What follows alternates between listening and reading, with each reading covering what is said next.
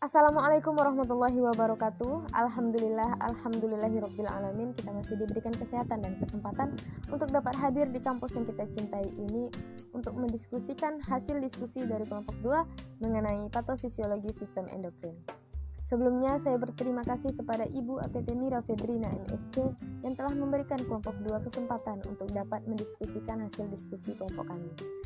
Selanjutnya saya akan memperkenalkan anggota-anggota kelompok dari kelompok 2. Yang pertama ada Anissa, Asindi Yunita, Atikah Nur Azizah, Jennifer Rimanov Putri, saya sendiri Mutiara Salsabila, Nadia Islamiyah Dasman, Nur Syifa Rizkyani, dan Salwa Atikah Ramasani. Baiklah, langsung saja kita masuk ke materi yang pertama akan disampaikan oleh Anissa. Kepada Anissa saya persilahkan. Baik, di sini ada 4 materi yang akan kami jelaskan. Yang pertama, definisi sistem endokrin. Yang kedua, diabetes mellitus. Yang ketiga, hipertiroid. Yang keempat, hipotiroid dan lainnya. Yang pertama yaitu sistem endokrin. Sistem endokrin merupakan salah satu sistem mengatur kelenjar yang terdapat pada tubuh manusia dan berguna melakukan atau menghasilkan hormon.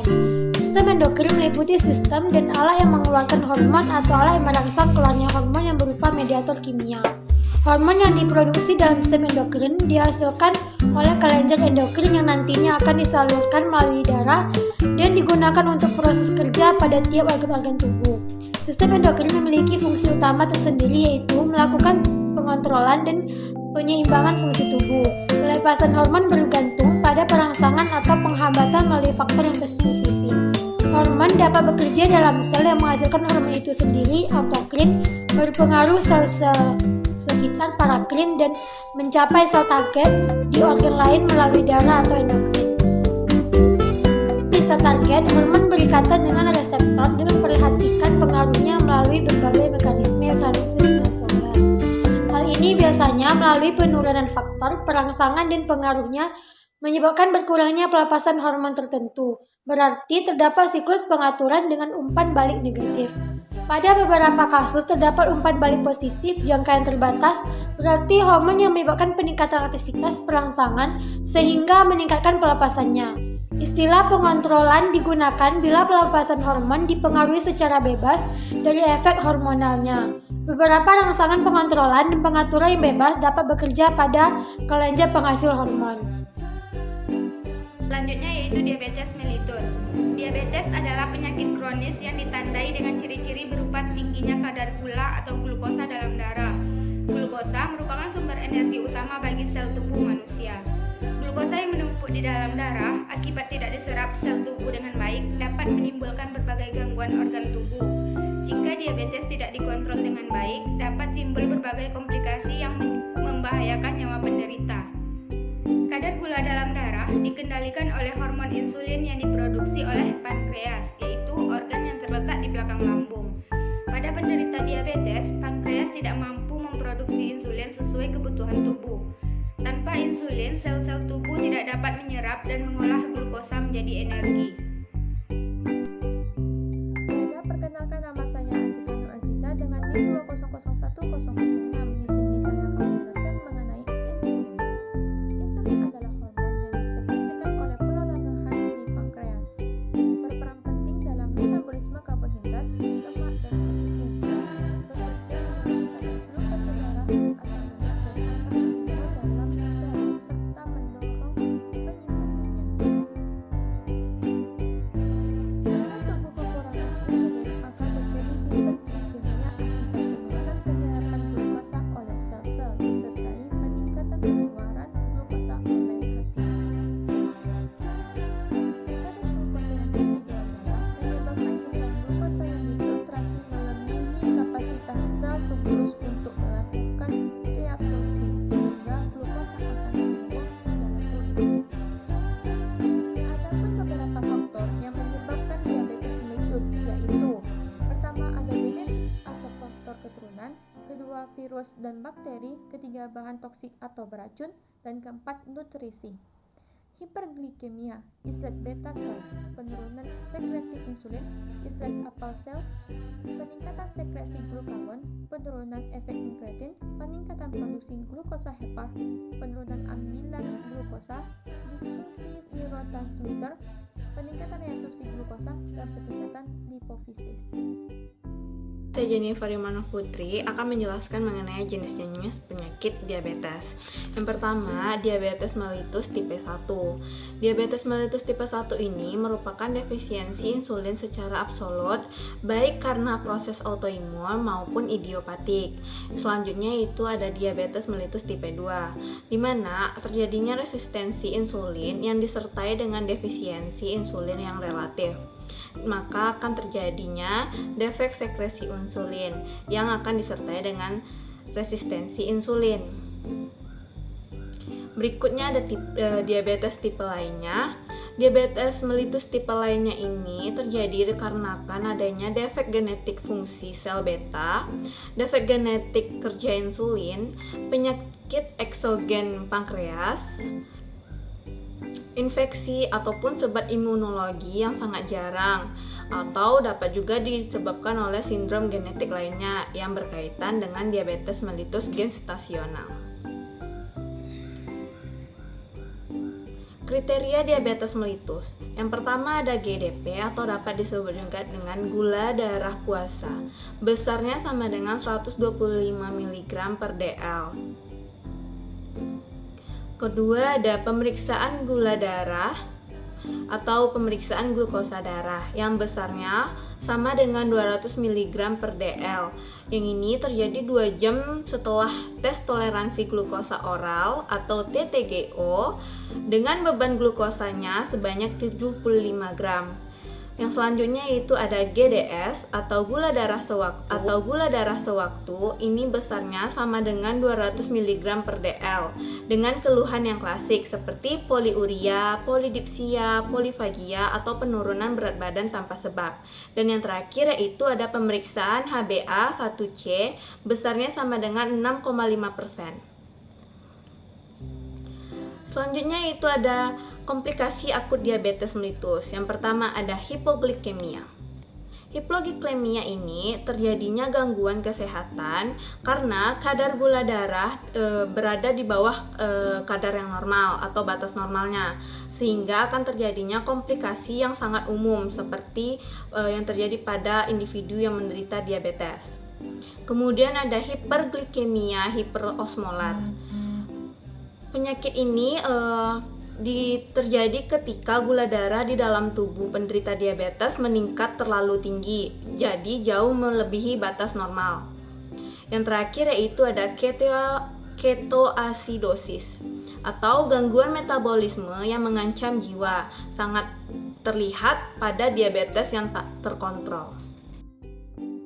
Baiklah, saya akan melanjutkan materi selanjutnya mengenai komplikasi kronis dari diabetes mellitus. Di antaranya ada hipertensi, yaitu tekanan darah tinggi, ada infark jantung, yaitu suatu penyumbatan aliran darah ke otot jantung, ada stroke, yaitu jenis kerusakan otak akibat kurangnya suplai darah, kemudian ada nefropati, yaitu penyakit ginjal yang disebabkan oleh diabetes, neuropati otonom perifer, yaitu penyakit akibat kerusakan pada sistem saraf perifer atau sistem saraf tepi, ada infeksi, ada gangren, yaitu jaringan mati yang disebabkan oleh infeksi atau kurangnya aliran darah, dan retinopati, yaitu komplikasi diabetes yang dapat mempengaruhi mata. Selanjutnya adalah penyakit hipotiroid dan hipertiroid, di mana hipotiroid ini biasa dikenal dengan kelenjar tiroid yang kurang aktif, di mana terjadi apabila kelenjar tiroid tidak menghasilkan hormon yang cukup untuk tubuh. Artinya sel tubuh tidak mendapatkan hormon tiroid yang cukup untuk bekerja dengan baik, sehingga metabolisme tubuh pun berjalan lebih lambat. Kemudian adalah hipertiroid yang biasa kita kenal dengan kelenjar tiroid yang terlalu aktif. Terjadi ketika kelenjar tiroid melepaskan terlalu banyak hormon dalam aliran darah sehingga dapat mempercepat metabolisme tubuh. Hipertiroid cenderung terjadi karena faktor keturunan dalam keluarga serta sering terjadi pada perempuan di usia muda.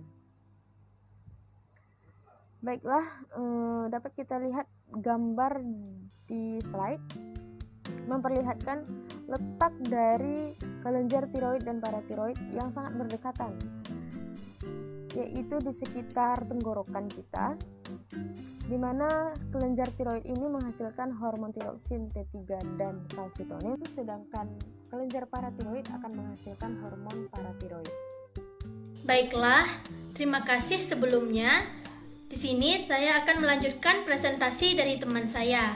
Jadi teman-teman, pada orang dewasa, hormon ini memiliki fungsi sebagai menjaga homeostatis serta mempengaruhi berbagai sistem organ. Tiroid atau sering juga disebut dengan kelenjar gondok terletak di bagian bawah leher yang memiliki fungsi untuk membentuk dan mensekresi liutironin T3 dan tirosin T4 serta kaltitonin. Nah, selanjutnya teman-teman akan dapat melihat gambar berikut ini yang mana akan saya jelaskan, yaitu mengenai letak kelenjar endokrin. Yang pertama yaitu ada kelenjar hipofisis atau yang sering juga disebut dengan pituitari. Nah, kelenjar ini melekat di bagian dasar hipotalamus. Selanjutnya ada kelenjar tiroid yang memiliki nama lain kelenjar gondok. Nah, kelenjar ini terletak di bawah laring. Selanjutnya ada paratiroid. Kelenjar paratiroid sering juga disebut dengan kelenjar anak gondok. Terletak di bagian belakang tiroid. Selanjutnya ada kelenjar adrenal atau disebut juga dengan kelenjar anak ginjal yang mana terletak di kutub atas ginjal. Selanjutnya ada kelenjar pankreas atau sering juga disebut dengan pulau-pulau Langerhans. Kelenjar ini terletak di bawah lambung. Selanjutnya yaitu ada kelenjar gonad atau sering juga disebut dengan kelenjar reproduksi. Nah, pada wanita itu ovarium dan pada pria itu testis, yang mana pada wanita terletak di bagian bawah perut, sedangkan pada pria terletak di buah zakar dalam skrotum. Selanjutnya ada kelenjar timus yang memiliki nama lain kacangan, terletak di bagian posterior korteks di atas jantung. Nah, selanjutnya saya akan menjelaskan mengenai gejala hipotiroid. Nah, kekurangan hormon ini disebabkan oleh retardasi mental dengan perubahan morfologi syaraf.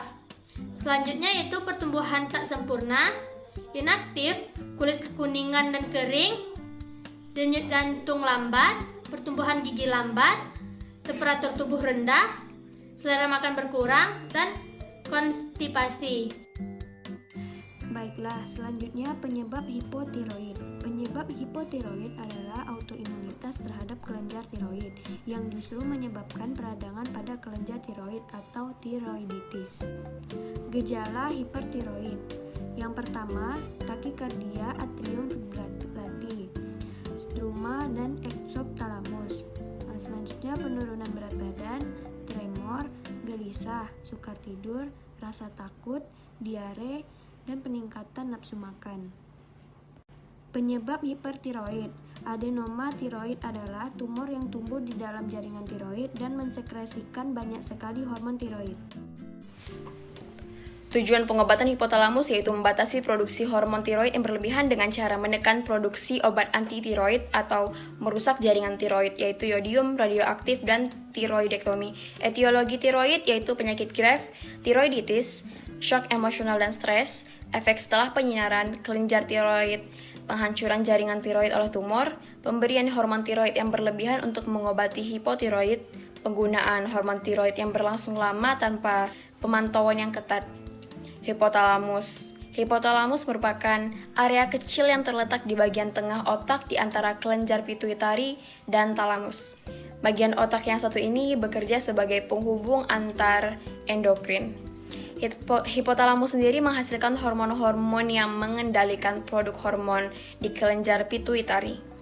Hormon-hormon yang dihasilkan memiliki manfaat penting dan menjaga berbagai aspek kesehatan manusia.